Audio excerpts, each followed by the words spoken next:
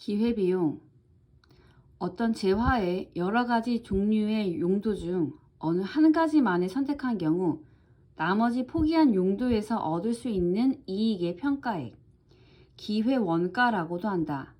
기업가가 특정한 선택을 하였기 때문에 포기한 나머지 선택의 가치를 말하며 기업에 투자한 돈을 은행에 예금했다면 이자를 받을 수 있는데 이 이자가 이 기업가에게는 기회비용이 된다. 일정한 생산 요소를 가지고 어떤 생산물을 생산한다는 것은 그만큼 다른 생산물의 생산에 단념하는 것을 의미한다. 그 경우 생산의 기회를 잃게 된 다른 생산물을 생산했을 때의 이익을 실제로 생산된 생산물의 일종의 비용으로 간주할 수가 있다. 이러한 비용을 기회비용이라 한다. 기업가의 경우 자기 기업에 투자함으로써 얻어지는 이유는 기회비용인 이자보다도 많지 않으면 안 된다. 그렇지 않다면 기업 소유자로서는 돈을 빌려주는 편이 유리하기 때문이다. 경제학에서는 언제나 회계비용뿐만 아니라 기회비용을 고려하여 반영하여야 한다. 한정된 생산 요소를 가지고 다양한 선택의 기회가 존재한다. 기회비용의 사고방식은 경제 이론의 분석 도구 중에서도 중요한 것으로 채택되고 있다.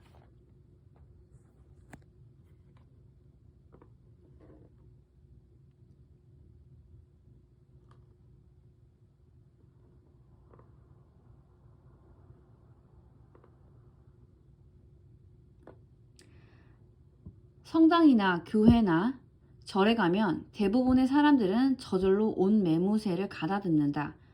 그런 장소들에서는 각자 나름대로의 경건함이 느껴지기 때문이다.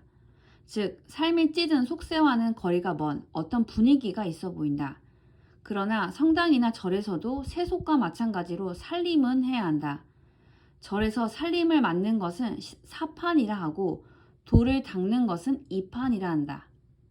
사판을 맡으면 이판을 제대로 하기 어렵다. 절이 제대로 운영되기 위해 노력하는 스님들로서는 큰 희생을 감내하시는 것이다. 사판이 지불해야 하는 비용이다. 요새 대학에 등록금을 내는 일이 만만치가 않다. 대학에 다니는 자제가 2명이나 되면 부모들의 등은 휘어진다고 말해도 과언이 아닐 것이다. 또한 등록금 이외에 부담해야 하는 교재 비용도 만만하지 않다.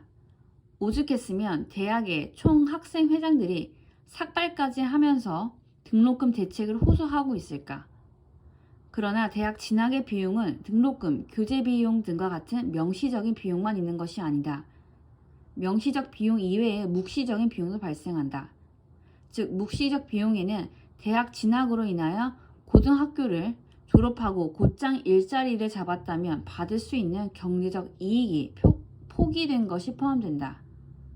이 경제적 이익은 대학 교육을 받기 위해 포기한 비용이다. 누구에게나 일상생활은 선택의 연속이다. 스님들은 이판과 사판 가운데 하나를 선택해야 하고 고졸자들은 진학과 취업 가운데 하나를 선택해야 한다.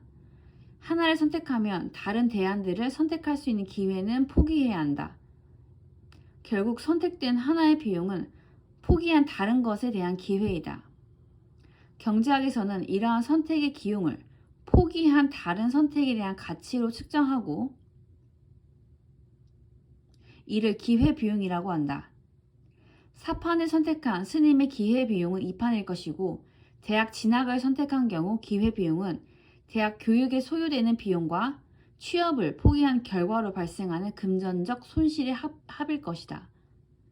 경제적 행위에서는 선택의 대가로 지불해야 하는 기회비용이 반드시 발생한다. 때에 따라서 공짜로 얻은 것도 실상 따져보면 포기해야 하는 다른 공짜가 반드시 존재하기 마련이다. 절친한 친구가 선물로 준 공짜 영화표에도 꼬리표가 붙는데 그 꼬리표는 언젠가 그 친구에게 다른 형태로 선물을 해주어야 한다는 것이다. 설령 되갚지 않는다 하더라도 그 공짜표로 영화를 보는 시간에 영화를 보지 않았다면 즐길 수 있었던 게임은 포기되어야 한다. 그래서 경제학자들은 공짜 점심은 없다고 설명한다. 이것이 경제학의 기본 전제이다. 그런데 왜 공짜 점심은 없는 것일까? 우리가 원하는 두 가지를 모두를 가질 수는 없는 것일까? 그것은 불가능하다. 왜냐하면 한정된 시간 안에서 스님들이 동시에 2판과 4판을 모두를 할 수는 없기 때문이다.